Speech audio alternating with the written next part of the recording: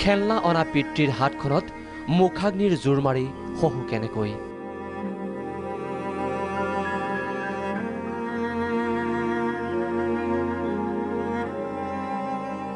গৰ্ভৰ সন্তানক জুইৰ মাজত মাতৃয়ে চাব পাৰে কেনেকৈ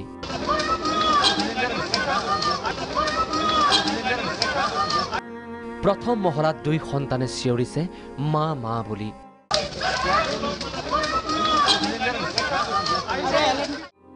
তলত আউলি বাউলি মা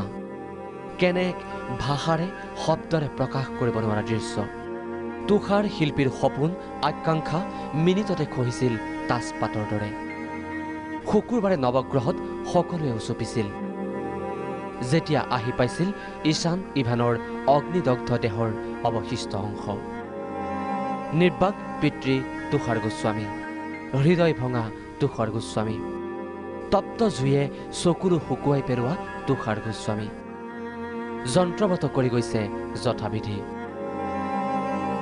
নাজানে তেওঁ কেনেকৈ নুমুৱাব তেওঁৰ দুই কণমানি পুত্ৰক হেৰুৱাৰ বেদনাৰ জুইকুৰা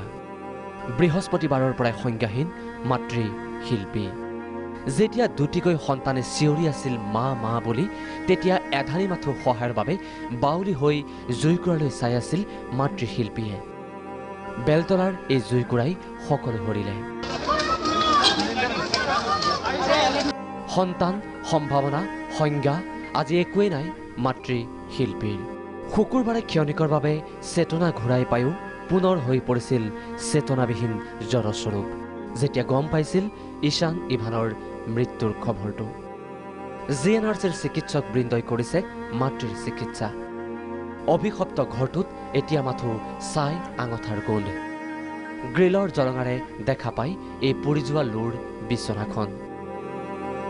দেখা পোৱা যায় এই চাইকেল দুখন ঈশান ইভানে সদায় খেলা ফুটবলটো আৰু জীৱন্তে অগ্নিদগ্ধ হোৱা সেই দুটি শিশুক ইয়াৰ পৰা চাই ৰ'বলগীয়া হ'ল এগৰাকী দুৰ্ভগীয়া মাতৃ আৰু তাৰ পিছত এজন অচেতন হৈ পৰিছে আৰু তেওঁৰ বুকুত যিকুৰা জুই এতিয়া জ্বলি উঠিছে সেই জুইকুৰা আৰু কেতিয়াও নুমাব নোৱাৰিব ঈশান ইভানৰ মৰমৰ কুকুৰ দুটা জেক আৰু জিল অবুধ হলেও জেক আৰু জিলে যেন বুজি উঠিছে কিবা এটা অভিশপ্ত ঘৰটোৰ একোণত জেক আৰু জিল বহি আছে আমন জীৱনকৈ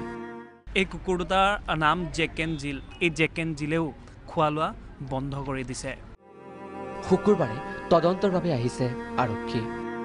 ঘটনাস্থলীত উপস্থিত হোৱা অজস্ৰজনৰো চকুত চকু পানী কিয় নাকান্দিব বাৰু ঈশান ইভানক পঢ়ুৱা গৰাকীয়ে যেতিয়া জ্বলি চাব নোৱাৰা হোৱা দেহ দুটা লৈ যোৱা হৈছিল শ্ৰীমন্ত শংকৰ একাডেমীলৈ উচুপিছিল শিক্ষক আৰু সহপাঠীয়ে যেতিয়া নিয়া হৈছিল হৰিহোম বিদ্যালয়লৈ আকৌ এবাৰ উচুপিছিল সকলোৱে বৃহস্পতিবাৰে আছিল ইভানৰ জন্মদিন জন্মদিনৰ দিনা তেওঁলোকক বিশেষভাৱে এই ইয়াত ফটো দি তেওঁলোকক শুভেচ্ছা জ্ঞাপন কৰা হয় হেপী বাৰ্থডে আৰু এইখন হৈছে ইভান কৃষ্ণা ত্ৰেয়া ইভানৰ ফটো খুব সুন্দৰকৈ ইভানক তেওঁলোকে বাৰ্থডে সেলিব্ৰেট কৰিছে আৰু জন্মদিনৰ শুভেচ্ছা বাৰ্তাই অৰা হৈছিল ইভানলৈ বুলি কিন্তু হৰিহোমে আনন্দৰ পৰিৱৰ্তে মাথো কান্দিলে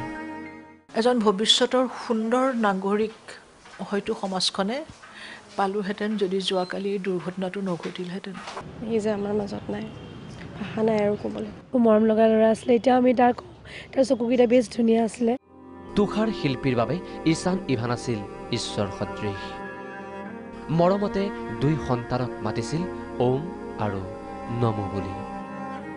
কিন্তু ভগৱানৰ ঘৰত যেন আছিল মাথো ৰুহ বাস্তৱ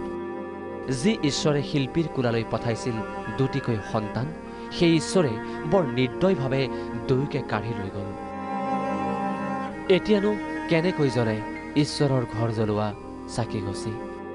মৰণোত্তৰ গৃহত চকু সেমেকিছিল চিকিৎসকৰো জিএমচিএইচৰ মৰ্গত কৰ্তব্যৰত আৰক্ষীয়েও কান্দিছিল